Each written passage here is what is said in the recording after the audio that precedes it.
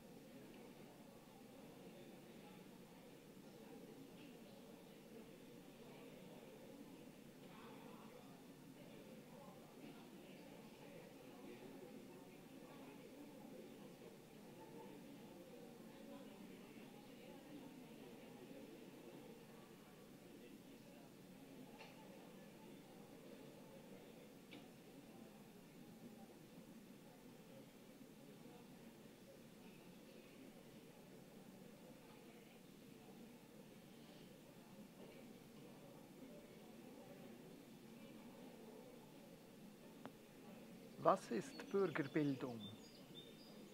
Bürgerbildung lehrt uns, wie das politische System in einem Land funktioniert. Wir lernen, welche Rechte und Pflichten wir als Bürger haben und wie wir uns am Entscheidungsprozess beteiligen können.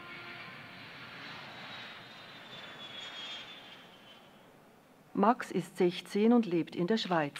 Er ist noch zu jung, um abstimmen zu dürfen, aber er beteiligt sich schon jetzt aktiv an der Politik. Er sammelt Unterschriften für eine Petition, die mehr Fahrradwege in seiner Stadt fordert. Den Zugang zur Politik fand Max durch seine Eltern. Da seine Mutter dem Gemeindeparlament angehört, wurde zu Hause oft über Politik diskutiert. Er sucht auch im Internet nach Informationen und diskutiert in den sozialen Medien mit Freunden über verschiedene Themen. Man könnte also sagen, dass Max seine Bürgerbildung durch seine Familie und Freunde sowie durch die sozialen Medien erhält.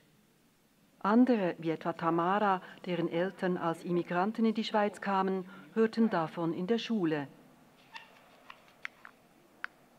Ihre Eltern wussten nicht viel über das politische System hier und auch Tamara fand zunächst kein großes Interesse an Politik. Und was hat Ihre Meinung geändert? Eines Tages bekam ihre Klasse den Auftrag, sich zu überlegen, was sie im Land verbessern möchte. Tamara interessierte sich vor allem für die Idee, Immigranten mehr Rechte zu geben. Später wurde sie Schweizer Staatsbürgerin. Heute ist sie Ende 30 und nimmt ihr Stimm- und Wahlrecht regelmäßig wahr. Über Abstimmungsthemen informiert sie sich via Medien. Die Medien werden oft als vierte Gewalt bezeichnet. Und obwohl die Presse keine direkte Mitbestimmung in der Politik hat, hat sie doch großen Einfluss auf die öffentliche Meinung. Bürgerbildung geschieht auch durch politische Parteien, indem diese den Bürgern Informationen zur Meinungsbildung liefern. Warum ist das Wissen um Rechte und Demokratie wichtig? Demokratie funktioniert nur dann, wenn die Leute die Regeln kennen und mitspielen. Viele Demokratien leiden infolge mangelhafter Bürgerbildung und zu tiefer Beteiligung. Auch in der Schweiz gibt es noch einiges zu verbessern. Es gibt verschiedene Gründe, weshalb Bürger nicht abstimmen gehen. Manchmal sind die Themen zu komplex und schwer verständlich. Oder die Leute glauben nicht, dass ihre Stimme etwas bewirken könnte. Gemäß Umfragen glauben die Schweizer, dass Bürgerbildung das beste Instrument sei, um die Demokratie zu verbessern. Sie hilft aber auch, unbezahlte Ämter in lokalen Regierungen zu besetzen, denn das System braucht kompetente Bürger, die bereit sind, sich ehrenamtlich zu engagieren. Bürgerbildung stärkt die Beteiligung am demokratischen Prozess.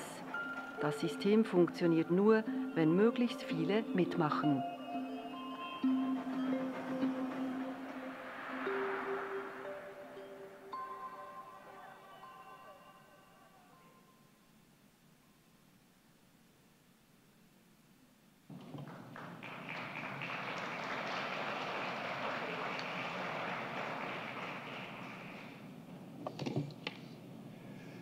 Mesdames et Messieurs, chers congressistes, j'ouvre donc maintenant la journée du Congrès des Suisses de l'étranger.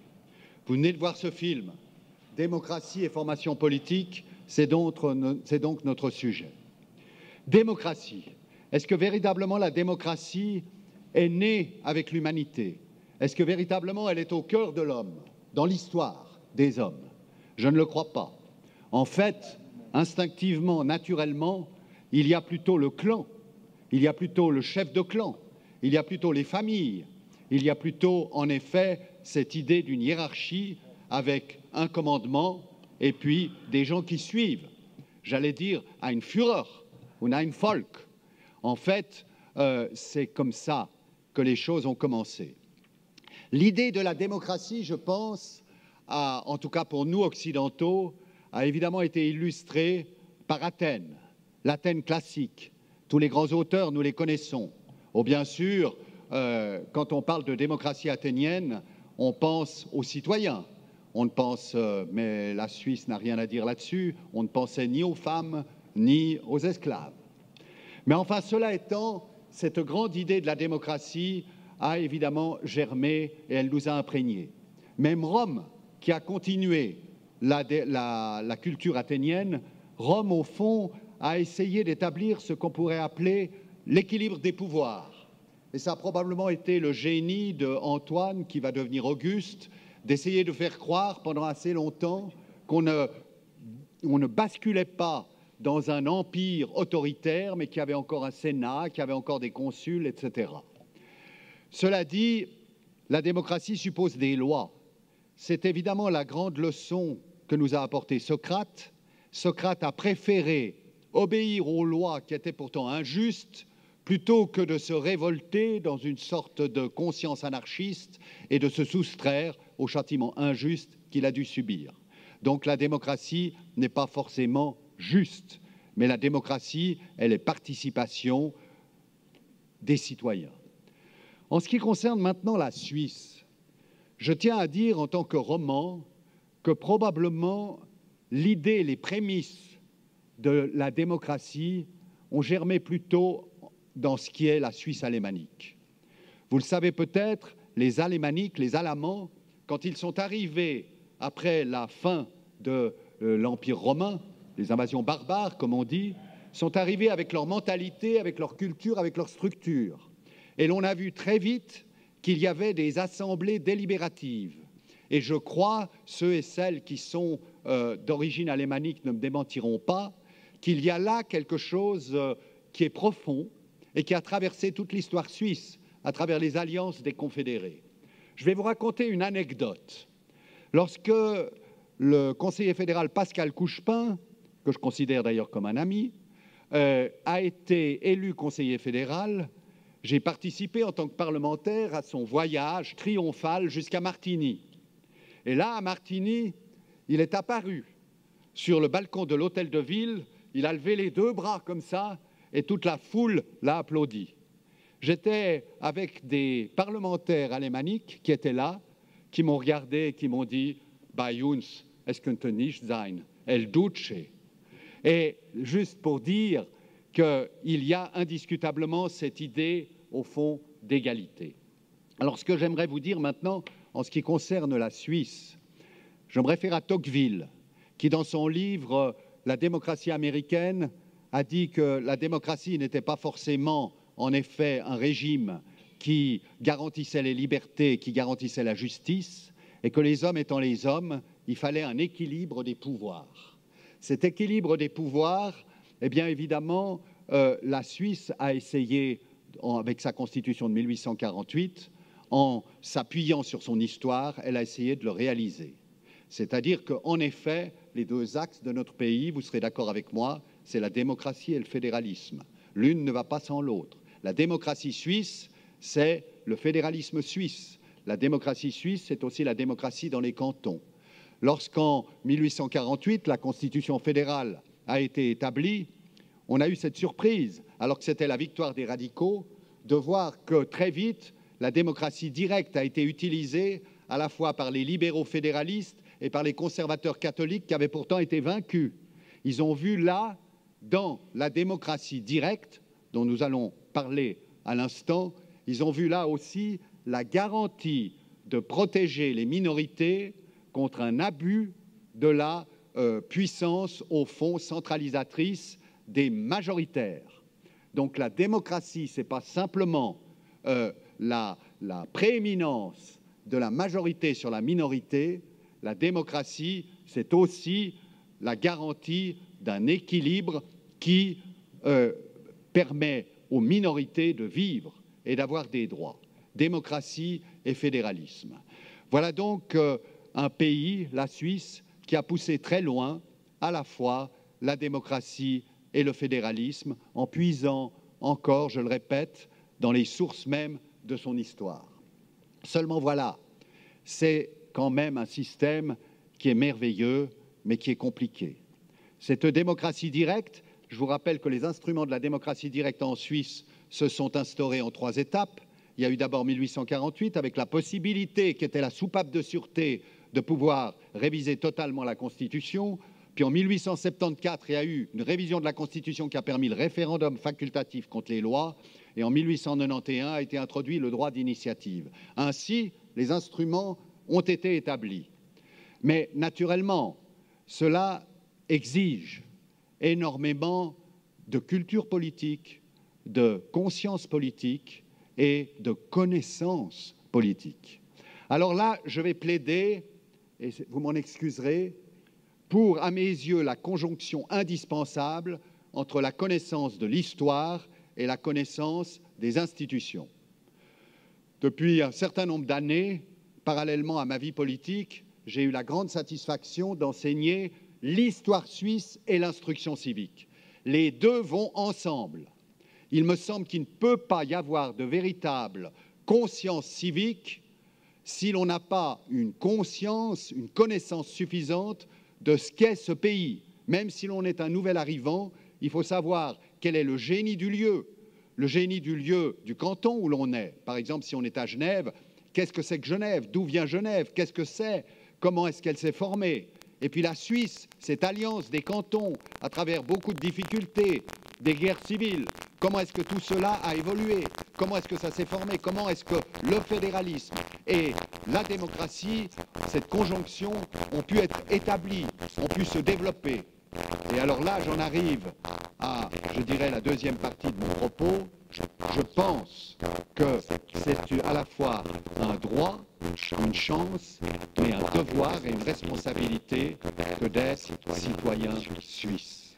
Par conséquent, cela exige un apprentissage, des connaissances et naturellement l'utilisation des médias. Un mot sur les médias. Vous savez, quand la démocratie suisse s'est instaurée, le civisme, si vous me permettez cette expression, s'exprimait par des réunions. Des réunions ici dans les sociétés, de chants, que sais-je. On se réunissait beaucoup. Le contact était personnel, direct, presque charnel.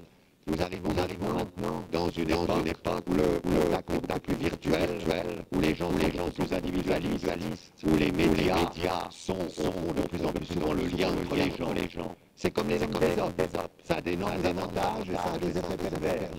La question, c'est de savoir si tous ces médias électroniques vont être à l'avantage du civisme et de la citoyenneté, de l'éducation citoyenne, ou bien si au contraire, ça va disséminer la conscience et que cet individualisme va rendre plus difficile la vie collective, la vie civique collective.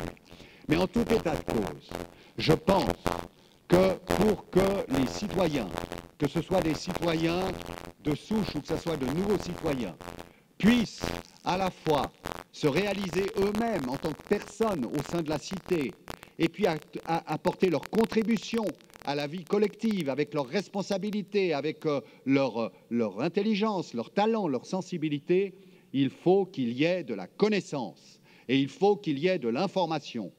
Je plaide pour que, à l'école publique, comme dans les écoles privées, il y ait beaucoup mieux qu'aujourd'hui. Et la nouvelle société helvétique, je le sais, elle va en parler aujourd'hui, je sais qu'elle s'est engagée dans ce sens, pour qu'il y ait un apprentissage plus systématique, plus rigoureux, plus étoffé de l'histoire de la Suisse et de l'histoire des différents cantons. Je pense que c'est aujourd'hui totalement insuffisant. Je désire que l'instruction civique devienne une branche à part entière, obligatoire. Je souhaite, tout en étant pour la liberté des enseignants, que la liberté des enseignants se déploie dans un cadre qui soit suffisamment clair pour qu'ils ne puissent pas y déroger, qu'il n'y ait pas un enseignant qui fasse 5 fois la Révolution française parce que ça chante un petit peu à ses neurones idéologiques, et puis qu'un autre nous parlera, que sais-je, de Guillaume Tell ou que sais-je. Il y a un devoir des enseignants, des autorités politiques qui garantissent l'enseignement vis-à-vis des jeunes. C'est une démission quant au nom de la liberté ou bien parce que, à cause du multiculturalisme, il ne faut quand même pas être trop strict, de ne pas apporter aux jeunes scolarisés les instruments qui leur permettront d'exercer leur citoyenneté. C'est une démission, et si je voulais employer un mot très fort, c'est une trahison civique.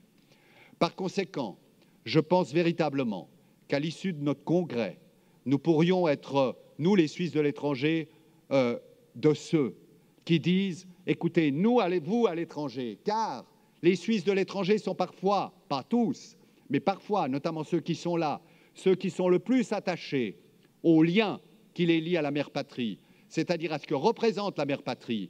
Je suis allé au 1er août au Canada, à Sutton, près de Montréal, avec ma femme.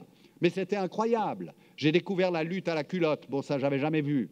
Mais j'ai découvert aussi d'autres choses. J'ai découvert cette sensibilité extrême, même de la part de gens qui sont là depuis 40 ans, qui avaient quitté la Suisse depuis 40 ans, à ce que représente la Suisse, à ce que représentent ses valeurs. Par conséquent, tout cela, nous n'avons pas le droit de le brader. C'est un patrimoine que nous devons conserver. C'est pour ça, chers congressistes, que je suis profondément heureux que ce congrès des Suisses de l'étranger ait choisi le thème « La citoyenneté, la démocratie et l'éducation citoyenne ». Je suis certain qu'avec les conférenciers que nous allons entendre, nous allons pouvoir avoir encore une sensibilité, une conscience plus aiguë et que nous transmettrons ce message qui veut être suisse, doit être suisse au plein sens du terme, c'est-à-dire un citoyen conscient, responsable et engagé. Je vous remercie.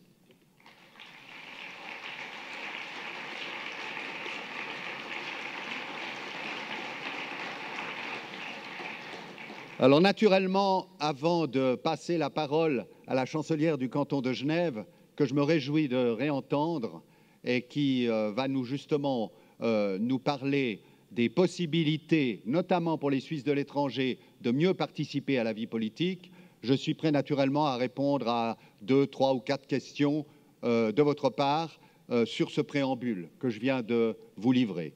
Si vous n'en éprouvez pas le besoin, nous passons tout de suite à la suite. Est-ce que quelqu'un a une question à me poser sur ce point ou une déclaration à faire? Ce n'est pas le cas. Je vous remercie. J'espère donc que je vous aurai déjà un peu convaincu. Et c'est avec grand plaisir que je passe la parole à Madame la chancelière du canton de Genève.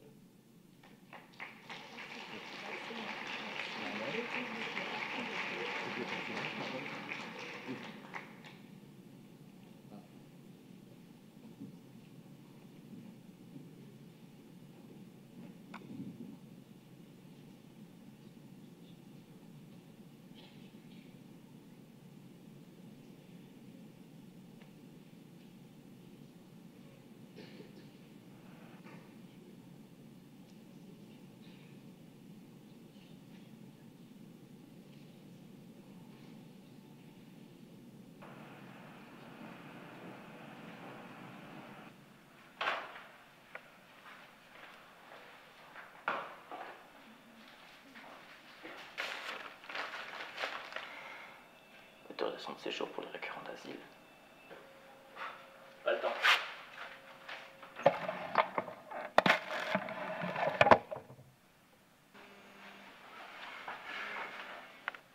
Allô? Ouais, c'est bon, je suis en train de partir là. Ciao.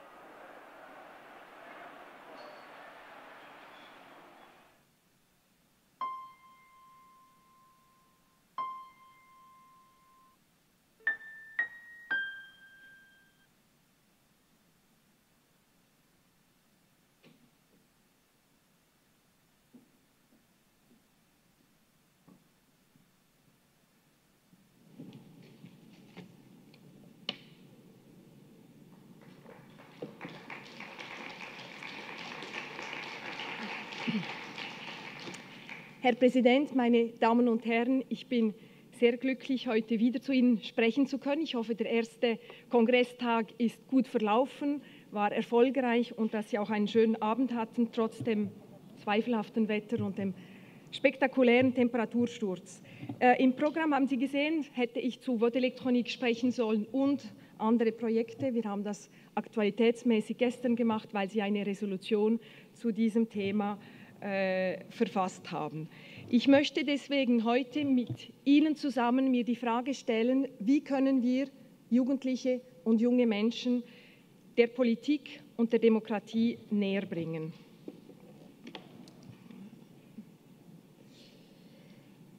Sie kennen die Tatsachen, die Jungen oder Jugendlichen, Millennium-Generation oder die Y-Generation nimmt selten oder nie an Abstimmungen und Wahlen teil. Ihre Wahlbeteiligung ist 15 bis 20 Punkte unter der durchschnittlichen Wahlbeteiligung. Auch wenn man sieht, dass gewisse Themen die Jugendlichen etwas mehr mobilisieren können. Wir hatten da zum Beispiel Abstimmung zum Thema Tabak. Darf man in den öffentlichen Lokalen rauchen oder nicht? Armee oder auch öffentliche Verkehrsmittel. Das waren so Sujets, wo dieser Unterschied weniger groß war als bei den anderen. Man sieht auch, wir haben es im Film vorhin gesehen, jede Stimme zählt. Und ich glaube, gerade in 2015 hatten wir sowohl auf kantonaler wie auch auf nationaler Ebene die Abstimmungen, wo man wirklich sah, konkret, jede Stimme zählt. In Genf ging es um 42 Stimmen, nach dem Nachzählen waren es 54, aber es sind immer noch sehr, sehr wenig und eben auch auf nationaler Ebene. Zwei gute Punkte im 2014 global, also alle Altersgruppen, ist die Wahlbeteiligung gestiegen, relativ markant, und zwar um 9 Punkte. Sie war im 2013 48,8%, also leicht unter der Hälfte. Und im 2014 waren wir bei fast 57%, 56,9%. Das waren natürlich auch Sujets, Wahlthemen, die ganz speziell die Bevölkerung interessiert haben. Das ist eine grundsätzlich positive Tendenz und auch, ich darf noch kaum daran glauben, aber wir haben zum ersten Mal in Genf bei den Gemeindewahlen die Schere, die je länger, je mehr auseinanderdriftete zwischen der Wahlbeteiligung der Jungen und zwischen der allgemeinen Wahlbeteiligung. Zum ersten Mal ist dieser Unterschied leicht verkleinert. Wir nehmen das als anspornende Entwicklung, aber man muss weiterhin sehr stark daran arbeiten, damit die Jugendlichen nicht wieder weniger wählen und dieser Unterschied wieder weiter auseinanderdriftet. Ich hoffe, Sie sehen es noch da hinten, auf der Grafik sieht man, dass die 18- bis 20-Jährigen ein bisschen mehr wählen als die 20- bis 30-Jährigen. Wir nennen das etwas schlüpfrig der erste Mal-Effekt.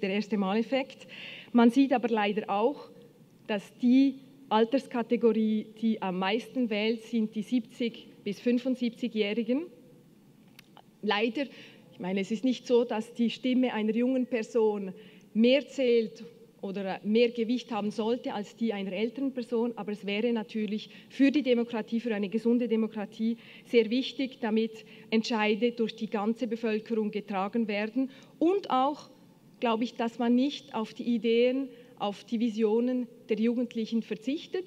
Wenn zum Beispiel der Kanton Genf ein privates Unternehmen wäre, nehmen wir ein Unternehmen in der Unterhaltungselektronik, wenn wir jetzt ein neues Produkt entwickeln möchten, das zum Beispiel das iPhone ablösen würde, das wäre es wie wenn dieses Unternehmen eine Umfrage machen würde bei seinen ältesten Kunden. Es ist ganz klar, das macht keinen Sinn. Zum Beispiel Deutsche Telekom, die haben, um neue Produkte, neue Ideen zu finden, haben die einen Workshop von einer Woche gemacht mit 10- bis 12-Jährigen, und zwar Kindern mit Migrationshintergrund. Und da haben sie wirklich neue, innovative Elemente bekommen, die sich dann später natürlich nach einem anderen kreativen Prozess in Produkten wiederfinden können. Warum stimmen die Jungen nicht ab? Es ist nicht so, dass sie es vergessen. Es ist nicht so, dass sie an dem Tag etwas anderes, Besseres vorhaben. Ich glaube, der Grund ist wirklich, dass sie sich nicht betroffen fühlen. Sie haben den Eindruck, dass es sie nicht betrifft, dass es nicht ihre Welt betrifft, dass es die Sache anderer Personen ist. Und ich glaube, da ist unsere kollektive Herausforderung ganz klar, den Virus, die Leidenschaft der Politik und der Demokratie diesen Jungen und vielleicht eben wirklich den Kindern und nicht den 20- bis 30-Jährigen oder beiden Kategorien weiterzugeben. Es gibt in diesem Bereich keine Zauberformel. Es gibt nicht eine Lösung, mit der wir dieses Problem lösen können, sondern ich glaube, dass es nur ein Mosaik von verschiedenen Projekten, die gemeinsam durchgeführt werden, sei es öffentliche Projekte, sei es Initiativen von Vereinigungen, aber auch ganz individuelle Projekte. Ein Lehrer, der in seinem Geografieunterricht eine Abstimmung einführt oder natürlich die Geschichte, wie es der Präsident gesagt hat, aber auch zum Beispiel ein Französischlehrer, der seine Schüler in Rhetorik unterrichtet und eine Debatte organisiert. Dans mes différentes expériences, je pose souvent, quasi systématiquement, la question aux personnes qui font de la politique ou qui sont intéressées par la politique, quel a été l'élément déclencheur? Qu'est-ce qui a fait qu'un jour, vous avez commencé à vous intéresser à la politique? C'est très rarement, malheureusement, les cours d'éducation civique que me donnent les personnes comme réponse. C'est en général un événement, ça peut être une guerre, une rencontre avec un homme politique, une femme politique, ou un enseignant particulièrement inspirant, mais ce n'est pas forcément les cours d'histoire. Je suis un peu plus... je pense qu'il y a une multitude de possibilités, et ce n'est pas forcément que l'histoire et l'éducation civique qui peut transmettre ce virus. Chaque personne qui est passionnée par la politique a la capacité de transmettre ce virus positif à quelqu'un d'autre. Pour la petite histoire, en ce qui me concerne, ça a été en 83, la non-élection de Lilian Urtenhagen, notre enseignant primaire, j'étais encore à l'école primaire, était un homme formidable qui a amené une télévision à l'école. Aujourd'hui, c'est banal. À l'époque, c'était en soi déjà l'événement de l'année. Il nous faisait suivre cet événement qui était censé être un événement historique, la première femme dans le gouvernement national en Suisse. Il écrivait au tableau noir avec la craie, j'entends encore criser, les résultats des uns et des autres. Et arrive le résultat, comme quoi il n'est pas élu. Il a jeté la craie par terre et il a dit « Kopfverdamme, Hurensier ». Hurensier, c'était un bernois, Hurensier. Donc, ça m'est resté un enseignant qui jure en classe. J'en ai encore la chair de poule. Je me suis dit, là, il s'est passé quelque chose. Et c'est depuis ce jour-là que j'ai commencé à lire les journaux, que j'ai commencé à m'intéresser. Qu'est-ce qui s'est passé là? Et ça ne m'a plus jamais quittée. Donc, je vais venir sur les quelques projets, quelques petites pièces, quelques cailloux de la mosaïque que la chancellerie d'État à Genève a menée. Ça fait 5 ans qu'on réfléchit là-dessus, qu'on a mis en place un certain nombre de programmes. Le premier, c'est Institution 3D. Je me suis rendu compte en feuilletant le manuel épais comme ça, A4, de mon fils, avec pas une seule photo, pas une seule illustration, manuel d'éducation civique. Quand il m'a montré ça, je me suis dit, oui, effectivement, c'est difficile. Et c'était en très grand décalage avec la manière que moi, je vivais au jour le jour la politique, que je trouve passionnante tous les jours. Pas drôle tous les jours, parfois difficile, mais passionnante tous les jours. Donc, je me suis dit, il faut qu'on arrive à amener un petit peu de cette réalité dans les classes. C'est de là où est née cette idée Institution 3D. Donc, on essaye d'amener les élèves dans l'hôtel de ville. On essaye de créer une expérience pour que les jeunes puissent toucher les institutions, puissent y aller, puissent vivre. Et c'est un petit peu comme quand vous partez en vacances. Quand vous revenez de votre lieu de vacances, vous avez toujours l'impression que dans les médias, on parle beaucoup de ce lieu de vacances. Ce n'est pas qu'on en parle plus après vos vacances, c'est simplement vous êtes plus attentif à ça, vous faites un lien, vous avez une expérience, vous avez un lien affectif avec ce lieu. Donc du coup, vous pouvez voir et rajouter beaucoup d'informations. Donc ce que nous faisons, on s'adresse à des jeunes de 10 à 18 ans. On a 3 programmes différents. L'objectif de ces programmes, c'est pour les tout petits, donc ils ont 10-11 ans, c'est vraiment de leur faire comprendre la séparation des pouvoirs. Il y a 3 pouvoirs et en gros, qu'est-ce qu'ils font? Donc, ça se déroule, c'est pas juste une visite ça existait depuis toujours, une visite des salles de l'hôtel de ville, ce qui est très beau en soi, une visite historique, mais c'est vraiment de vivre ce qui se passe dans ces salles-là. C'est-à-dire les jeunes ont déjà une préparation. Nous avons élaboré un dossier pédagogique avec l'instruction publique. Ils préparent pendant plusieurs jours en classe la visite. Ils arrivent et dans chaque salle, nous faisons un jeu de rôle. C'est-à-dire dans la salle du Grand Conseil, ils débattent d'une motion. On a quelques motions un peu faciles qui concernent soit les vacances, soit l'éducation jusqu'à 18 ans ou l'achat d'un iPad. C'est la motion de l'achat d'iPad qui a le plus de succès d'ailleurs. Et ils peuvent s'asseoir dans les sièges, ils peuvent voter, appuyer sur les boutons.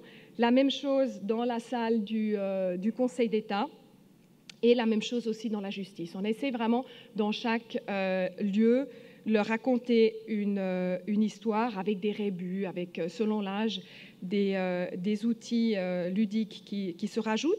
On a aussi, vous le voyez à gauche, à droite en bas, on va aussi dans le salon où chaque semaine le président du Conseil d'État accueille des ambassadeurs. On fait un jeu de rôle même pour ce cérémoniel-là pour que vraiment ils puissent vivre ou avoir une idée de tout ce qui se passe à l'hôtel de ville. Pour cet exercice, pour la petite histoire, on prend toujours l'élève qui parle le moins bien français. Vous savez qu'à Genève, on a plus de la moitié des élèves qui sont d'origine étrangère. Donc on prend toujours celui qui est le plus faible en termes d'expression et son meilleur ami et son traducteur. Donc c'est une façon aussi, lui, de le valoriser et de valoriser qu'il y a d'autres étrangers à Genève qui sont reçus avec les honneurs dans des salons prestigieux. Donc je disais, des jeux de rôle, c'est vraiment ça le cœur, je crois, de ce projet. Mais la difficulté que nous avons, c'est un projet qui fonctionne extrêmement bien. Oups, j'ai un problème avec... Oups, voilà.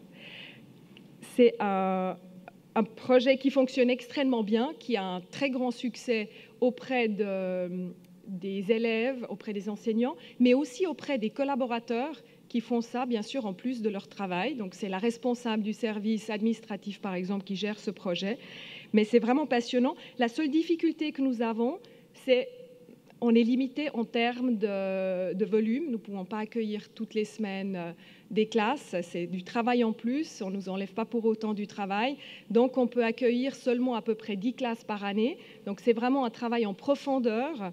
Mais on souhaite le partager davantage. Donc, la solution qu'on a trouvée pour l'instant, c'est qu'on collabore avec la télévision suisse romande qui, avec Institution 3D, a filmé déjà 2 des interventions. Il filmera encore la 3e, ce qui permet ensuite de partager ça potentiellement dans toutes les classes. Donc, les professeurs pourront ensuite faire le dossier pédagogique et avoir au moins sous forme de film cette visite. Et l'idée qui serait l'année prochaine, si tout va bien, d'impliquer les communes pour que les communes puissent faire un petit peu la même chose à la mairie, dans le Parlement. On va essayer de faire vraiment un kit qui soit graphiquement parfait, qui puisse être utilisé par d'autres sans notre concours. Deuxième projet, tout à l'heure je vous disais très peu de personnes, mais une interaction très forte. Et on voit à chaque visite quelques personnes, on se dit déjà ceux-là, ils ont des étoiles dans les yeux, ils vont peut-être finir en politique. Un autre projet, au contraire, qui vise un très large public, c'est un concours de films. Vous avez vu tout à l'heure le premier film. Là, on est parti un peu du fait aussi, on cherchait un moyen de toucher beaucoup d'élèves. Et on avait fait, il y a quelque temps, un manga qui a été écrit aussi par un jeune. Et puis, en discutant de nouveau avec mes enfants, ils m'ont quand même fait comprendre que quand on essaye d'adopter le langage jeune pour s'adresser aux jeunes, on est très vite pathétique, parce que même si on pense qu'on a toujours 26 ans, on n'a pas 26 ans. Et on est très facilement à côté de la plaque. Donc, on a essayé de déjouer ce risque d'être pathétique en demandant aux jeunes eux-mêmes de trouver les images, les histoires, les mots pour parler à d'autres jeunes. Donc, c'est un concours qui s'adresse à des jeunes de 15 à 25 ans qui font des petits films. Vous avez vu le film tout à l'heure. Je pense qu'il est de qualité remarquable. Je serais parfaitement incapable de faire ça. Mais les jeunes aujourd'hui, avec un téléphone portable, avec une caméra photo, qui a aussi la fonction vidéo, ils arrivent, ils maîtrisent ces techniques-là. On a rajouté aussi un concours d'affiches. Les affiches seront affichées à chaque votation sur l'affichage officiel. Un projet magnifique, mais de nouveau, le concours et les films, ce n'est pas un but en soi. C'est un prétexte, c'est un moyen d'entrer en interaction avec les jeunes. Et une partie très importante de ce concours, c'est qu'il est co-organisé avec des jeunes eux-mêmes. C'est-à-dire c'est des jeunes stagiaires qui n'ont pas trouvé de place d'apprentissage, qui sont à l'école de commerce et qui ont une espèce d'entreprise fictive pour faire leur pratique, qui collaborent avec nous. C'est eux qui vont ensuite dans des écoles pour présenter non seulement le concours, mais aussi pour parler des votations des élections. Ce qui les valorise eux, il faut imaginer, c'est les apprentis qui n'ont pas trouvé de place, donc c'est plutôt des apprentis faibles. Là aussi, on ne va pas forcément dans les collèges, parce qu'on sait que dans les collèges, ils se font déjà des projets. Ces jeunes-là ont probablement d'autres accès à la formation, mais on se concentre vraiment sur les écoles de culture générale, écoles de commerce et sur les apprentis. Parce que c'est là où on a l'impression qu'on peut avoir le plus d'impact. Qu'est-ce qu'on fait avec les films après? On a eu la chance de pouvoir les faire passer sur grand écran à 2 soirées au Festival du film Vision du réel, donc une large audience, aussi la nuit du cours. On a pu les passer dans des cinémas avant les films, cinéma Pathé, aussi cinéma en plein air, Ciné Transat, et on a une petite chaîne YouTube, Ciné Civique. Mais surtout là aussi, l'idée c'est que les enseignants puissent utiliser ces petits films comme une entrée en matière à un sujet politique. Là, vous voyez le site internet. Et puis, je vais vous montrer un deuxième... Non. Voilà. Film. Si j'arrive à faire marcher. Voilà. La première fois, je l'attendais avec impatience. J'étais un peu excitée. Assez nerveux, je l'ai prise du bout des doigts avec délicatesse. Au préliminaire, je l'ai déchiré, ouais. À ce moment-là, c'est moi qui prenais toutes les décisions. J'avais un peu le trac, et puis je savais pas si ce que je faisais était juste. J'ai écouté mon cœur, quelques coups de langue et je l'ai fourré. Ensuite, je l'ai prise, je l'ai fait glisser dans la fente et ça s'est fait tout seul. L'espace, il faut quand même se le dire, il est assez étroit, donc il faut surtout bien viser et puis éviter de forcer. Je crois qu'on peut le dire, j'ai donné un peu de moi-même. J'ai vraiment eu l'impression de devenir un homme. Je l'ai fait, j'étais heureuse. J'ai voté. J'ai voté. J'ai voté. J'ai voté. Toi aussi, glisse-la ton enveloppe de vote. Voilà le gagnant de l'année passée. Voilà, c'est vraiment un très beau projet. On a reçu donc en 3 éditions 64 films. Et vraiment, ce qui nous a étonné le plus, c'était la qualité des films. La première année quand nous avons lancé le concours, on n'a même pas prévu le passage des films, puisqu'on partait du principe que c'était qu'un concours, mais qu'on ne pouvait pas les utiliser. Et quand on a vu lors de la première édition la qualité des projets, on a dû commencer à se poser la question comment les utiliser et comment les distribuer ensuite. On a aussi eu un soutien déjà l'année passée. Alain Berset a soutenu le projet. Isabelle Chassot avait remis le prix. Cette année, on a l'immense honneur d'avoir Simonetta Samaruga qui va venir à Genève pour remettre les prix aux gagnants. Aussi là, la remise des prix est tout un cérémoniel pour ces jeunes, pour les stagiaires, une façon aussi de leur donner une place, de les valoriser et de leur donner confiance pour le futur. Bien sûr, vous l'imaginez, une bonne partie se passe aussi sur les réseaux sociaux puisque justement l'essentiel, c'est d'avoir le dialogue avec les jeunes, c'est de les entendre, c'est de pouvoir échanger avec eux, donc Facebook, Twitter, Instagram et YouTube. Et là, de nouveau, ce n'est pas un bureau de graphiste qui fait... Oui, ce que j'ai oublié de dire, on a un budget minimal, on a un budget de 30 000 francs, mais dont 9 000 francs de prix qui sont donnés aux jeunes. Donc c'est vraiment le minimum avec le minimum. On négocie tout, on fait tout nous-mêmes ou avec beaucoup de partenaires, j'y reviendrai. Et ce sont justement ces jeunes stagiaires qui nous proposent bien sûr la stratégie de marketing sur les réseaux sociaux, puisque nous, on est des Internet-Asylanten, et c'est eux qui savent faire, qui nous expliquent. Vous voyez en bas à droite aussi un visuel qui a été créé, où ils vont justement dans les écoles, les jeunes peuvent se prendre en photo, les poster sur les réseaux.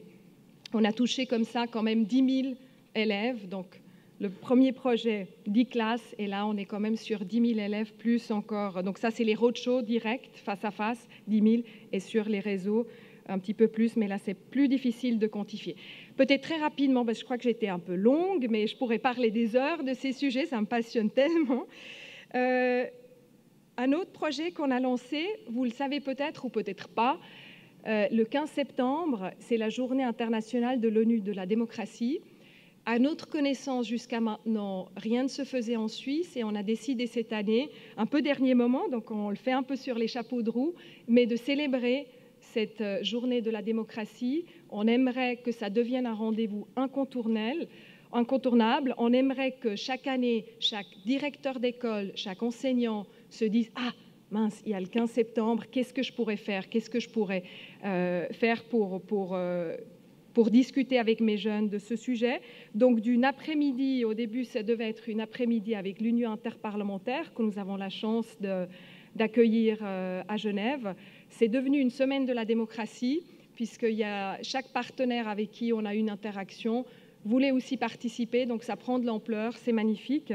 On aura des conférences, des concerts, des spectacles, des visites, vraiment avec de nouveau peut-être un point fort sur ceux qui sont moins intégrés encore dans la démocratie, les jeunes, les femmes et les étrangers résidents. Très très rapidement, on a d'autres actions, je vous ai parlé du manga tout à l'heure, aussi on collabore à l'édition LEP qui va sortir cet automne un livre Institutions politiques genevoises, une façon plus illustrée, plus attractive peut-être de transmettre l'histoire. Il y a un très grand chapitre sur l'histoire et puis les institutions pour les jeunes.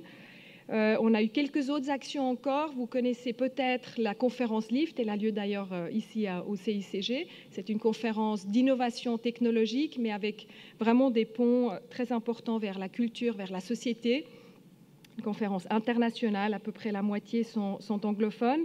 Et on a eu la chance d'organiser un workshop ici, d'utiliser toutes ces têtes créatives à la pointe dans leur domaine, pour leur poser la question, travailler avec eux de manière créative sur participation et dialogue politique. Est-ce que la technologie crée réellement des nouvelles opportunités? Ce qui est ressorti du workshop nous a heureusement confirmé dans la stratégie qu'on avait choisie, c'est-à-dire c'est pas soit la technologie, soit autre chose, c'est les deux. Il faut des projets, il faut des interactions technologiques, il faut du vote électronique, il faut être présent de plus en plus sur les réseaux sociaux, mais il faut aussi de l'interaction. Par exemple, disco-élection, donc c'est un petit peu ce qu'on va faire dans la semaine de la démocratie, du gaming. On est en train d'essayer de voir si, avec une école des beaux-arts, on peut développer un jeu, des jeux de rôle. Il faut des rencontres et il faut aussi du plus technique qui peut s'adresser à plus de personnes. Je vais terminer peut-être juste avec ce qu'on a retiré de ces différents projets. Enfin, vous voyez la liste avec ceux avec qui on travaille, les jeunes eux-mêmes. C'est vraiment les premiers intéressés et ceux qui nous donnent le plus d'enseignements. C'est eux qui savent. Je crois qu'il faut vraiment éviter le ton paternaliste. Il faut éviter d'expliquer aux jeunes, de leur transmettre seulement. Il faut de la transmission, mais avant que les jeunes soient réceptifs, il faut qu'ils soient passionnés. On peut faire très bien que ce qui nous passionne. Donc le premier objectif, avant de pouvoir transmettre du savoir, c'est vraiment de toucher les jeunes. On travaille avec le Bureau d'égalité, le Bureau d'intégration des étrangers, l'Union interparlementaire, ça c'est une grande chance pour nous, le Parlement bien sûr, le pouvoir judiciaire, l'université, toutes les associations de jeunes. On a des rencontres très régulières avec EasyVote, avec le Parlement des jeunes. On les implique dans chacun de nos projets.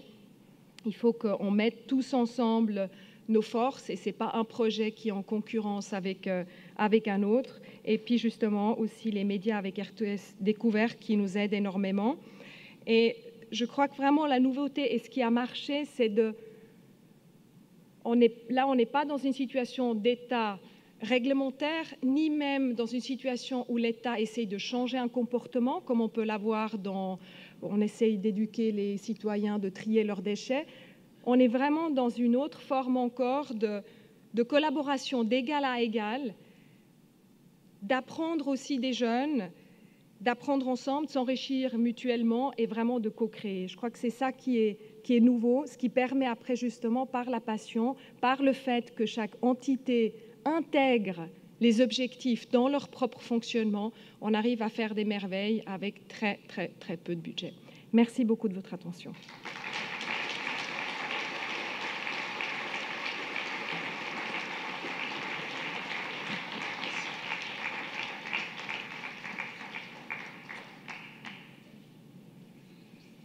Merci, Madame la Chancelière, c'était vraiment très intéressant. J'ai eu l'impression d'ailleurs, sûrement avec justesse, que vous m'avez sinon corrigé, du moins complété, en ce sens que j'ai peut-être un peu trop axé sur l'idée de la transmission, et vous voulez toucher. Peut-être que l'on peut, est-ce qu'il faut toucher avant de transmettre ou transmettre avant de toucher? Peut-être qu'on peut faire les deux ensemble. Je reste avec l'idée que, disons pour beaucoup de jeunes, il faut une base, et que l'idée qu'il y ait des maîtres qui transmettent est quand même une idée forte, mais tout ce que vous avez montré de ce que fait la chancellerie, ou comme partenaire, ou en étant directement l'instigatrice, c'est tout à fait remarquable. Et vraiment, je vous remercie beaucoup. Je savais déjà beaucoup de choses sur vous, mais alors là, je suis convaincu. Est-ce qu'une ou deux personnes aimeraient éventuellement, si vous êtes d'accord, poser une question à la chancelière? Ou bien, oui, monsieur, je ne vois pas très bien qui c'est, mais ça aussi, ça, vous êtes d'accord? Bonjour. Vous êtes d'accord, on prend 3 questions, d'accord? Monsieur Baird, France, Madame la chancelière nous a expliqué en détail et le film avec ces jeunes qui demandaient de voter bon, est magnifique, bon, il est très bien fait. Et il y a juste une chose qui m'a interpellé, c'est qu'à la fin, le jeune dit « glissez votre bulletin de vote ». Alors je suis surpris, les jeunes voix ne peuvent pas voter par Internet comme nous faisons? Alors à Genève, 30% des résidents peuvent voter électroniquement. Ça, c'est la limite pour l'instant que nous avons, qui est imposée par la Confédération, qui devrait a priori monter à 50% l'année prochaine et à 100% on espère en 2018. Donc ça dépend des communes. Ceux qui habitent par exemple en ville de Genève, comme la ville de Genève fait déjà la moitié du canton, ne peuvent en principe pas voter électroniquement, sauf si c'est des scrutins cantonaux. On l'a ouvert plusieurs fois à toute la population quand il s'agissait d'élire la Cour des comptes, quand c'est uniquement des sujets cantonaux. Mais là, je crois que c'était aussi le choix volontaire entre l'ambiguïté, entre la boîte aux lettres et puis quelque chose de plus sensuel. Merci. Deuxième question. Oui, monsieur. Karl Schmid, Bogota. Ich empfinde die Anstrengung, die Genf unternimmt, die Jungen an die Urne zu bringen, sehr interessant. 2 Fragen, eine ganz kurze. Was ist Easy Vote? Was verstehen Sie unter Easy Vote?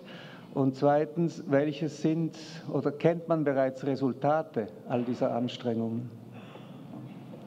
Also Easy Vote ist eine Vereinigung, die aus den Jugendparlamenten herauskam, die im Moment seit, glaube ich, so 2 Jahren subjektiv gesehen, seit 2 Jahren sehr aktiv ist. Das heißt, sie versuchen, das Wahlbüchlein, die Wahlerklärungen auf eine einfachere Art den Jungen näher zu bringen. Das heißt, sie machen ein zweites Wahlbüchlein schriftlich. Und das ist bei uns ein bisschen schwierig, also für die Bundeskanzlei auch. Wir können nicht ein zweites Wahlbüchlein verschicken an alle Personen, weil die Wahlbüchlein, die Texte sind extrem kodifiert. Das Gesetz gibt vor, dass der Regierungsrat den Text akzeptieren muss, dann das Büro vom Großen Rat und dann noch einmal die Regierung. Also das heißt, wirklich jedes Wort ist wichtig. Wir hatten auch zum Beispiel schon vor 7 oder 8 Jahren eine Abstimmung, die annulliert wurde, weil das Wahlbüchlein nicht objektiv genug war. Also das ist immer eine Gefahr. Von daher kann sei es die Bundeskanzlei oder die Genfer Kanzlei, kann nicht ein zweites Wahlbüchlein verschicken, aber wir sehen das trotzdem als sehr positiv an, wenn Sie das verschicken. Und was Sie jetzt auch, glaube ich, seit einem Jahr machen, was viel weniger problematisch ist und, glaube ich, auch mehr Erfolg hat, sind die kleinen Filme. Das heißt, sie machen für jedes Abstimmungsthema einen kleinen Film, sind sehr gut gemacht, die dann eben über die Sozialmedien verstreut werden und so versuchen sie, das Thema einfacher den Jugendlichen beizubringen. Die Wahlbücher eben sind sehr kodifiert und sind eben schon auch manchmal nicht so einfach zu verstehen, nicht nur für junge Leute, auch für weniger junge Leute. Also wir versuchen, ein nächstes Projekt ist, mit Schulklassen zusammenzuarbeiten während einer Wahlkampagne und ihnen zuerst das Büchlein zu erklären, aber dann sie zu bitten, es neu in ihrer Sprache zu formulieren. Das heißt, einerseits würden sie dann das Thema besser kennen und das würde uns dann auch ein bisschen helfen, einfacher zu schreiben. Weil ich glaube, da gibt es schon noch sehr viel Verbesserungspotenzial, dass man präzise, aber trotzdem einfacher schreibt. Dernière question, die letzte Frage. Monsieur, là-haut, die letzte Frage. Patrick Wyss, Mexico. Question. Est-ce que vous pourriez organiser des cours auprès des écoles à l'étranger, suisses à l'étranger, pour leur enseigner exactement ce que vous faites maintenant de manière tellement splendide? Là, vous me faites très, très envie. Mais je pense que ça serait difficile. Par contre, alors, on est très ouvert, c'est-à-dire de nouveau, on n'a rien à vendre, on essaye de faire connaître nos projets, mais ce n'est pas le projet en soi qui est important, ce n'est pas un branding, il n'y a pas d'argent qui est en jeu, donc on partage. J'ai invité cette année dans un jury tous les chanceliers suisses romans et j'ai l'espoir que l'année prochaine, le concours puisse être étendu. En tout cas, le canton de Vaud a déjà donné des signes dans ce sens. Donc on partage très volontiers tous nos idées, tous nos projets. Je crois que c'est vraiment ça, c'est la mosaïque. Il y a aussi une fondation au niveau suisse qui dialogue, Stiftung Dialog, je crois elle s'appelle, et elle a aussi comme mission de faire l'inventaire de tout ce genre de projets parce que d'autres ont d'autres projets qui sont tout aussi magnifiques. Donc l'idée, c'est de les faire connaître et de pouvoir toucher de nouveau le plus de jeunes possible, leur transmettre le virus. Merci beaucoup.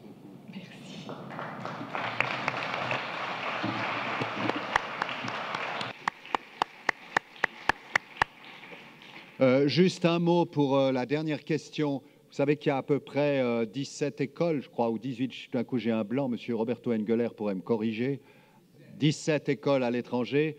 Il se trouve évidemment que sont essentiellement des écoles qui sont patronnées par des cantons suisses allemands, parce que, évidemment, les romans ont tendance à utiliser le circuit des écoles françaises à l'étranger.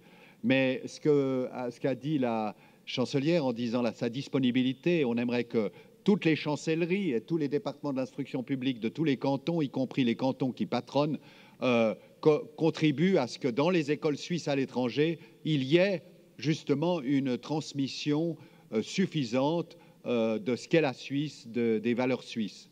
Et je sais que, par exemple, M. Engeler a été très longtemps président de l'école suisse de Milan, et c'est, je crois, une des conditions quand même pour que cette école puisse s'appeler école suisse et recevoir des subventions. Nous nous sommes battus quelques-uns au Parlement pour sauvegarder les subventions des écoles suisses. Encore faut-il naturellement qu'elles soient suffisamment suisses. Chers amis, il est maintenant, je remercie encore vraiment beaucoup la chancelière. Et maintenant, il est 10h05, je crois. Si vous êtes d'accord, on va faire une pause jusqu'à 10h50. 10:50 und wir werden weitergehen nachher. Guter Kaffee.